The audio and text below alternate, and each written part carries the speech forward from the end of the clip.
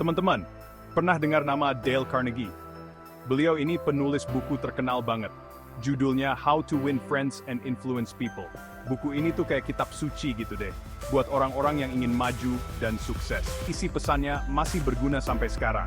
Nah, Pak Carnegie ini percaya, kunci sukses itu bukan cuma pintar atau berbakat, tapi gimana caranya kita bisa akur dan bekerja sama dengan orang lain. Buku How to Win Friends and Influence People ini ngajarin kita cara membangun hubungan yang kuat dan positif. Ada 4 bagian utama di buku ini. Bagian pertama, tentang cara menghadapi orang lain. Bagian kedua, gimana caranya bikin orang lain suka sama kita. Bagian ketiga, cara meyakinkan orang lain. Terakhir, gimana caranya jadi pemimpin yang lebih baik. Pesan-pesan Pak Carnegie ini sederhana, tapi efeknya luar biasa. Udah banyak banget orang yang hidupnya berubah gara-gara buku ini. Penasaran? Yuk, kita bahas lebih lanjut. Di buku hebatnya, Pak Dale Carnegie ngasih tahu rahasia hubungan antar manusia yang gak pernah basi. Prinsip-prinsipnya udah teruji banget, dan ngasih panduan praktis buat membangun hubungan yang berarti. Pertama, kita harus menumbuhkan rasa ingin tahu sama orang lain. Tunjukkan kalau kita beneran tertarik sama hidup mereka. Dengarkan baik-baik waktu mereka lagi bicara. Kedua, berikan pujian dan penghargaan yang tulus. Semua orang pasti senang dong kalau diapresiasi. Temukan hal-hal baik dalam diri orang lain, dan ungkapkan kekaguman kita. Ketiga, hindari perdebatan dan kritik yang bikin sakit hati. Lebih baik cari titik temu dan kesepakatan. Ingat, setiap orang punya pandangan yang berbeda-beda. Terakhir, jadilah pemimpin yang penuh pengertian dan menginspirasi. Dengarkan keinginan orang lain, berikan dukungan, dan bantu mereka mengeluarkan potensi terbaik mereka. Bagian pertama buku ini, teknik dasar dalam menghadapi manusia, ngasih dasar yang kuat buat membangun hubungan yang positif. Prinsipnya sederhana, tapi ampuh banget. Pertama, jangan suka mengkritik, menyalahkan, atau mengeluh. Sikap negatif cuma bikin orang lain sebel dan benci. Sebaliknya, cobalah pahami sudut pandang mereka. Kedua, berikan penghargaan yang tulus. Semua orang suka dihargai. Temukan hal baik dalam diri orang lain, dan ungkapkan kekaguman kita dengan tulus. Ketiga, tunjukkan minat yang besar pada orang lain. Ajukan pertanyaan, dengarkan dengan seksama, dan ingat hal-hal kecil tentang mereka. Terakhir, tersenyumlah. Senyum itu bahasa universal yang bisa mencairkan suasana dan membangun keakraban. Senyum yang tulus menunjukkan kalau kita ramah dan mudah didekati. Pernah ngerasa senang gak waktu ada yang ingat nama kita? Ternyata, mengingat dan menyebutkan nama seseorang itu, cara jitu bikin mereka merasa dihargai. Senyum yang tulus juga punya kekuatan magis loh. Senyum menunjukkan sikap positif dan keterbukaan.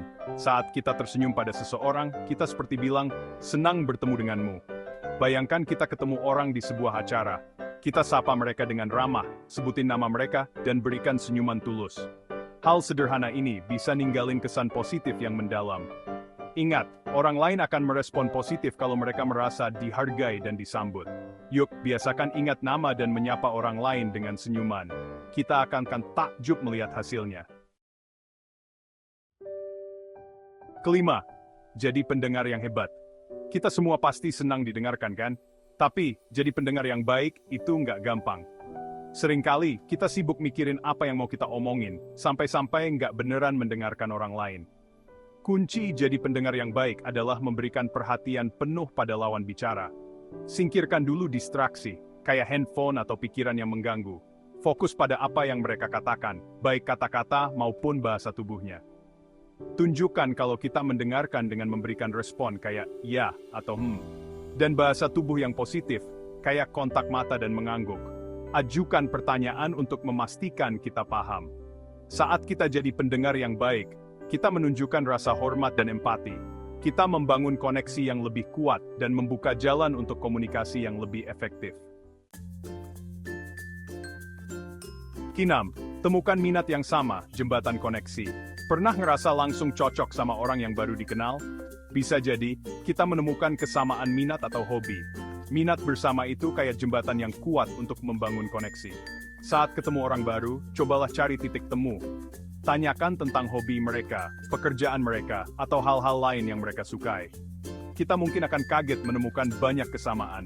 Berbagi cerita dan pengalaman yang sesuai dengan minat bersama bisa memperkuat koneksi.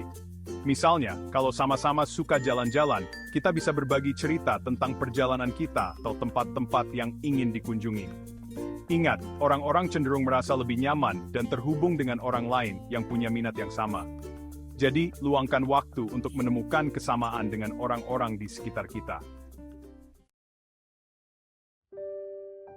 Ketujuh, apresiasi tulus kunci memenangkan hati. Semua orang suka diapresiasi. Kita senang kalau usaha, bakat, dan kontribusi kita dihargai. Memberikan apresiasi tulus adalah salah satu cara paling ampuh untuk memenangkan hati orang lain. Saat melihat seseorang melakukan sesuatu dengan baik, ungkapkan kekaguman kita. Katakan kepada mereka betapa kita menghargai kerja keras mereka, ide-ide kreatif mereka, atau dedikasi mereka. Berikan pujian yang spesifik. Jangan takut memuji di depan umum. Pengakuan publik bisa meningkatkan rasa percaya diri dan motivasi seseorang. Tapi, pastikan pujian kita tulus dan tidak dibuat-buat. Ingat, apresiasi yang tulus bisa membawa perubahan besar dalam hidup seseorang. Jadi, biasakanlah menghargai orang lain dan lihat bagaimana hubungan kita berkembang. Membujuk orang lain untuk mengikuti keinginan kita memang terkadang susah. Tapi, dengan pendekatan yang tepat, kita bisa memengaruhi orang lain tanpa harus memaksa atau memanipulasi. Pertama, bangunlah hubungan yang kuat dan penuh rasa percaya. Orang-orang cenderung lebih mudah dibujuk oleh orang yang mereka sukai dan hormati. Kedua, sampaikan ide atau permintaan kita dengan jelas dan singkat. Jelaskan manfaatnya bagi mereka, dan bagaimana hal itu bisa membantu mereka mencapai tujuan mereka. Ketiga, berikan pilihan, bukan ultimatum. Orang-orang lebih suka merasa punya kendali atas keputusan mereka. Berikan mereka beberapa pilihan, dan biarkan mereka memilih yang paling cocok. Terakhir, jadilah pendengar yang baik dan tanggapi keberatan mereka dengan empati. Tunjukkan bahwa kita menghargai sudut pandang mereka dan bersedia berkompromi. Berdebat jarang menghasilkan pemenang. Seringkali, perdebatan hanya menimbulkan kebencian, kemarahan, dan merusak hubungan. Kunci komunikasi yang efektif adalah menghindari perdebatan dan mencari titik temu. Saat kita nggak setuju dengan seseorang, cobalah pahami sudut pandang mereka. Ajukan pertanyaan untuk memastikan kita paham dan dengarkan dengan pikiran terbuka. Fokus pada persamaan, bukan perbedaan. Meskipun kita nggak setuju dengan semua yang mereka katakan, pasti ada beberapa hal yang bisa kita setujui. Ingat, tujuan komunikasi bukanlah untuk membuktikan bahwa kita benar, tetapi untuk membangun pemahaman dan mencapai solusi yang saling menguntungkan. Kepemimpinan itu bukan tentang kekuasaan atau memerintah, tetapi tentang pengaruh dan inspirasi. Pemimpin yang efektif adalah mereka yang mampu mengeluarkan potensi terbaik dalam diri orang lain. Empati adalah kunci kepemimpinan yang efektif. Pemimpin yang berempati mampu memahami dan merasakan apa yang dirasakan oleh orang lain. Mereka mendengarkan dengan penuh perhatian, menunjukkan rasa hormat, dan memberikan dukungan. Pemimpin yang berempati juga mampu memotivasi dan menginspirasi tim mereka. Mereka menetapkan visi yang jelas, memberikan arahan, dan memberdayakan orang lain untuk mencapai tujuan bersama. Ingat, kepemimpinan adalah tentang melayani, bukan dilayani. Pemimpin yang berempati mendahulukan kebutuhan tim mereka dan menciptakan lingkungan kerja yang positif dan produktif. How to Win Friends and Influence People bukan sekadar buku, tapi warisan abadi Pak Dale Carnegie untuk dunia. Prinsip-prinsipnya yang mendunia udah mengubah jutaan hidup dan terus menginspirasi generasi baru. Buku ini mengajarkan kita bahwa kesuksesan sejati terletak pada kemampuan kita membangun dan menjaga hubungan yang positif dengan orang lain. Keterampilan interpersonal yang kuat adalah aset berharga dalam setiap aspek kehidupan, baik dalam karier, kehidupan pribadi, maupun kehidupan sosial. Saat kita menerapkan prinsip-prinsip Pak Carnegie, kita menciptakan dunia yang lebih baik. Dunia yang dipenuhi dengan rasa hormat, empati, dan pemahaman. Dunia di mana orang-orang merasa dihargai, didengarkan, dan terinspirasi untuk menjadi versi terbaik dari diri mereka sendiri. Jadi mari kita teruskan warisan Pak Carnegie dengan mempraktikkan prinsip-prinsipnya dalam kehidupan sehari-hari. Mari kita bangun jembatan, bukan tembok, dan ciptakan dunia yang lebih baik untuk diri kita sendiri dan generasi mendatang.